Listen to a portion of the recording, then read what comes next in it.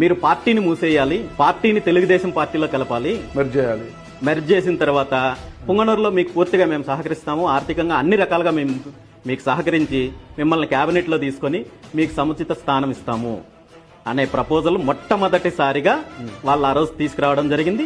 ఈ విషయం ప్రశాంత్ కిషోర్ గారు చెప్పడం జరిగింది.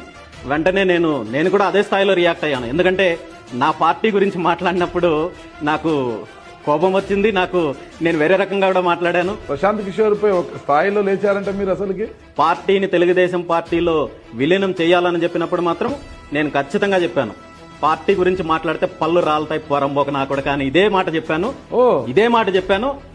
ఎందుకంటే నేను ఒక ఆశయంతో నేను పార్టీని తీసుకొని వచ్చి ఇంత ఎస్టాబ్లిష్ చేసి ఈ రోజు ఎవరైతే ఈ రాష్ట్రంలో వెనకబడిన తరగతులు ఉన్నాయో, ఎవరైతే అన్యాయానికి గురవుతున్నారో వీళ్ళందరి కోసం నేను ఒక ఆశయంతో తీసుకొని వస్తే ఈ రోజు పార్టీని మెర్జ్ చేయాలని చెప్పే ధైర్యం అతను ఆ దీంతో మాట్లాడడం నాకు నచ్చలేదు. అతనికి ఆ అధికారం గానీ అర్హత గానీ లేదు నా పార్టీ గురించి. ఇప్పుడు మీరు కలిసి వస్తారా లేదా అనేది అంతవరకే మీరు చెప్పాలి. మీ పార్టీ నాకు సహకరిస్తుందా లేదా మేము మాట తప్పుతున్నాము, మేము వెన్నుపోటు పడుతున్నాము, ఇది మా పార్టీ సాంప్రదాయము, ఇది మాకు పేటెంట్ రైట్స్ అని మీరు చెప్తే దాన్ని నేను యాక్సెప్ట్ చేస్తాను. అంతే తప్ప పార్టీని మూసేయని చెప్పే అధికారం ఈ రాష్ట్రంలో కాదు, ఈ భూమి మీద ఎవరికీ లేదు.